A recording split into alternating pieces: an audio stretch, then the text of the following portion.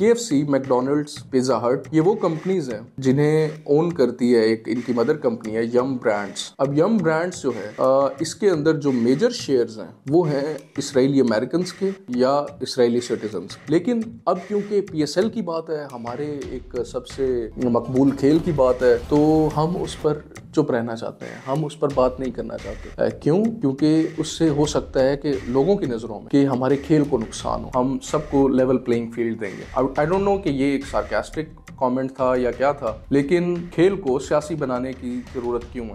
League के managers होते हैं या जो क्रिकेट बोर्ड होता है उसका उसमें कोई हिस्सा नहीं होता। लेकिन पाकिस्तान में उलट हिसाब है। पाकिस्तान में सिर्फ 30% हिस्सा फ्रेंचाइज ओनर्स को दिया जाता है, 70% पर PCB की मोनोपोली होती है। तो लेवल प्लेइंग फील्ड यहाँ भी नहीं है, और हम उनका अगर साथ देंगे या हम उन्हें अलाउ करते हैं कि कोई फर्क नहीं पड़ता इन चीज़ों से, तो हमसे बड़ा मुनाफिक कोई नहीं है। अस्सलाम वालेकुम एवरीवन, मैं हूँ अरबाज खान, आप देख रहे हैं मेरा official YouTube channel.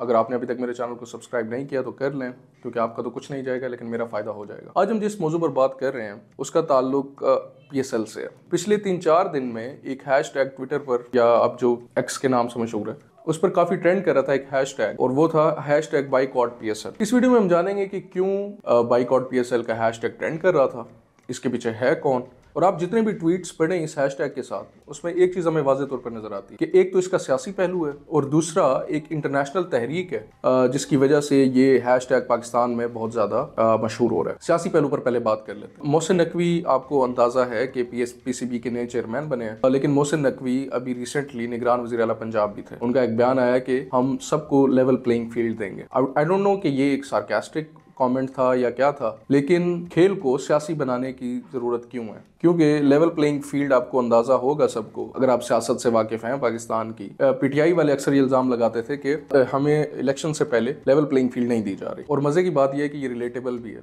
Franchise owners के लिए, क्योंकि PCB जो है वो PSL के दौरान ऑन वेन्यू जो स्पॉन्सरशिप्स होती हैं उनमें से सिर्फ 30% हिस्सा फ्रेंचाइज ओनर्स को देती है या फ्रेंचाइजीज को देती है। बाकी 70% जो हिस्सा होता है वो उस पर PCB की मोनोपोली है। इसका मतलब क्या है? दुनिया की जितनी भी बड़ी लीग्स हैं, IPL देख लें या इवन के BBL देख लें, उसमें एक चीज़ बड़ी कॉमन है कि जब ऑन वेन्यू जो स्पॉन्सरशिप्स होती हैं उसमें 100% हिस्सा जो फ्रेंचाइज ओनर्स होते हैं या फ्रेंचाइजीज होती हैं जो टीम्स खेल रही होती हैं उन्हीं को दिया जाता है। लीग के मैनेजर्स होते हैं या जो क्रिकेट बोर्ड होता है उसका उसमें कोई हिस्सा नहीं होता। लेकिन पाकिस्तान में उलट हिसाब है, तो लेवल प्लेइंग फील्ड यहाँ भी नहीं है। लेकिन अभी हमारा ये कंसर्न नहीं है। अभी PCB ने रिसेंटली KFC को अपना ऑफिशियल स्नैक पार्टनर बनाने का ऐलान किया, और उसके बाद हैशटैग बाइकॉट PSL का जो ये हैशटैग है ये बहुत ज़्यादा इसके ऊपर ट्वीट होने लग गए X पर। और अगर इन ट्वीट्स को आप देखें तो आपको एक चीज़ वाज़े तौर पर नजर आएगी कि इसराइल और फ़लस्तीन का जिक्र बार बार हो रहा है इन ट्वीट्स में। अब मैं आपको समझाता हूँ कि आखिर क्यों KFC के ऑफिशियल स्नैक पार्टनर बनने पर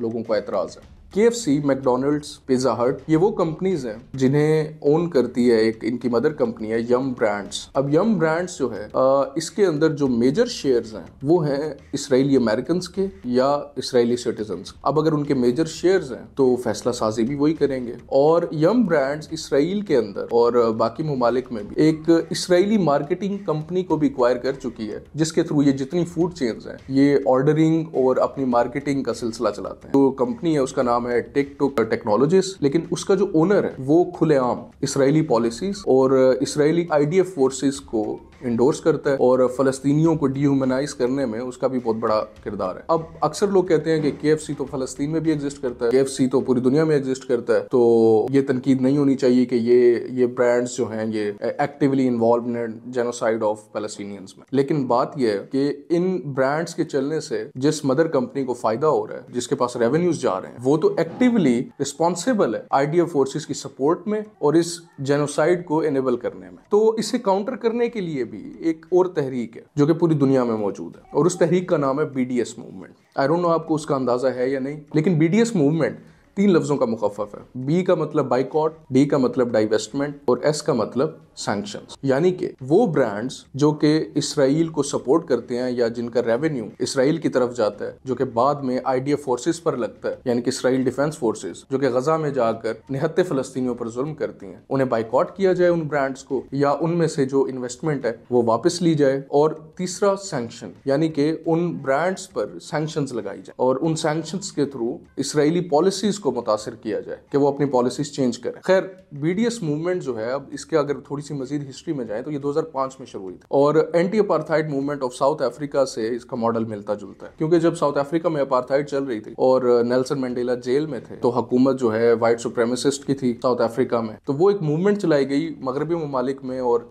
बाकी यूरोपीय ममालिक में कि उनसे मुंसलिक ब्रांड्स को या ऐसी कोई भी ऑर्गेनाइजेशंस जो कि एनेबल कर रही हों वाइट सुप्रेमिसिस्ट जो हुक्मरान थे उस वक्त साउथ अफ्रीका के, उनको सैंक्शन किया जाए, उनका बाइकॉट किया जाए पूरी दुनिया में और डाइवेस्टमेंट्स की जाए उन ब्रांड्स में से। तो और वो बड़ी इफेक्टिव थी, जिसकी वजह से साउथ अफ्रीकन गवर्नमेंट मजबूर हुई अपनी पॉलिसीज चेंज करने पे। उसी मॉडल को कॉपी करती है BDS मूवमेंट और ये अमरीका और दीगर यूरोपीय ममालिक में काफ़ी इफेक्टिव है, लेकिन सबसे ज़्यादा इफेक्टिव अरब ममालिक और पाकिस्तान, इंडोनेशिया, मलाइशिया जैसे ममालिक में, क्योंकि हमारे ममालिक में अक्सर ब्रांड्स ऐसे हैं जो कि इसराइली ब्रांड्स हैं या अमेरिकन ब्रांड्स हैं, बट उनमें मेजर शेयर्स जो हैं किन के होते हैं। तो ये तहरीक जो है वो उन ब्रांड्स के बारे में आगाही फराहम करती है और उनसे डाइवेस्टमेंट्स और उनका बाइकॉट करने का जो है तरीका बताती है। KFC, मैकडोनल्ड्स और पिज़्ज़ा हट, ये तीनों ब्रांड्स भी BDS मूवमेंट की जो ऑफिशियल वेबसाइट है उसकी लिस्ट में शामिल है और इसी वजह से आपको ट्विटर पर ये बार बार देखने को मिल रहा होगा #boycott_PSL, क्योंकि अगर PCB KFC जैसे ब्रांड को अपना ऑफिशियल स्नैक पार्टनर बनाएगी तो KFC को भी ऑब्वियसली फायदा होगा, पाकिस्तान में इन्वेस्टमेंट ज़्यादा बढ़ेगी क्योंकि ब्रांडिंग ज़्यादा होगी, रेवेन्यू ज़्यादा बढ़ेगा और इवेंचुअली जो है उनकी मदर कंपनी यम ब्रांड्स को फायदा होगा। अब मैं ये मानने को बिल्कुल तैयार नहीं हूँ कि PCB को ये अंदाज़ा नहीं था कि KFC उन ब्रांड्स में शामिल है जो कि इसराइली फोर्सेस को या इसराइली पॉलिसीज़ को इफेक्टिव बनाने में इनका बहुत बड़ा किरदार होता है। लेकिन इस चीज़ पर मैं थोड़ी बात करना चाहूँगा। अगर आप किसी भी पाकिस्तानी की इंस्टाग्राम अकाउंट पर चले जाएं, फेसबुक अकाउंट पर चले जाएं, तो आपको एक चीज़ बड़ी कंसिस्टेंट नज़र आएगी कि उन्होंने अपनी प्रोफाइल पिक्चर्स में फ़लस्तीन के झंडे लगाए होंगे, नीचे अपनी बायो में फ्री पैलेस्टाइन के फिक्रे भी आपको उनकी नज़र आएंगे। और पूरी दुनिया में जब भी किसी ब्रांड को कॉल आउट किया जाएगा, जैसे ज़ारा एक ब्रांड था कि वो इसराइल को जो है इंडोर्स कर रहे हैं, इसराइल की पॉलिसीज़ को, या इसराइल को डायरेक्टली या इनडायरेक्टली सपोर्ट कर रहे हैं, या मैकडोनल्ड्स जैसे सपोर्ट कर रहा था। पाकिस्तानियों ने मैकडोनल्ड्स के मामले पर तो बहुत अच्छा रिस्पॉन्ड किया, लेकिन अब क्योंकि PSL की बात है, हमारे एक सबसे मकबूल खेल की बात है, तो हम उस पर चुप रहना चाहते हैं, हम उस पर बात नहीं करना चाहते। क्यों? क्योंकि उससे हो सकता है कि लोगों की नज़रों में कि हमारे खेल को नुकसान हो, या PCB वैसे ही गरीब है तो उन्हें इस चीज़ का नुकसान हो। हमें मॉरली करप्ट नहीं होना चाहिए, हमें एक जगह पर खड़ा रहना सीखना चाहिए, हमें इस बात का अंदाज़ा होना चाहिए क्या चीज़ सही है, क्या चीज़ गलत है। अगर KFC जो है वो एक पार्टनर है जेनोसाइड में, या मैकडोनल्ड्स एक पार्टनर है जेनोसाइड में, तो हमें अपनी पोजीशन क्लियर होनी चाहिए। ये खेल, ये लीग्स कुछ भी मैटर नहीं करता इंसानी जान के मुकाबले में। और फ़लस्तीनियों के साथ जो हो रहा है, अभी तक 16 फरवरी तक 29,170 लोग जो है वो शहीद किए जा चुके हैं इसराइल की तरफ से। 3,60,000 लोग अपने घरों से डिस्प्लेस किए जा चुके हैं। इसके अलावा इनमें मरने वाले बच्चों की तादाद 12,300 है, ख़वातीन की तादाद भी तकरीबन इतनी है। और ये जो छोटी छोटी चीज़ें हैं जो कि हम अपने घर बैठे हुए कर सकते हैं, बाइकॉट करना, सोशल मीडिया पर फ़लस्तीनियों के लिए आवाज़ उठाना, ये छोटी छोटी चीज़ें, और अपनी कंपनीज और अपने इदारों को अकाउंटेबल ठहराना कि वो ऐसी हरकतें ना करें जिससे लाखों लोगों के जज्बात मजरूह हों। इन सब बातों पर हमें क्लियरली पता होना चाहिए कि हमारी पोजीशन क्या है। सो अगर PSL या कोई भी ऐसा खेल है जो कि ऐसी कंपनीज के साथ मुआहदे करेगा जो कि जेनोसाइड में डायरेक्टली या इनडायरेक्टली शरीक हैं, और हम उनका अगर साथ देंगे या हम उन्हें अलाउ करते हैं कि कोई फ़र्क नहीं पड़ता इन चीज़ों से, तो हमसे बड़ा मुनाफिक कोई नहीं है। अल्लाह हाफ़िज़।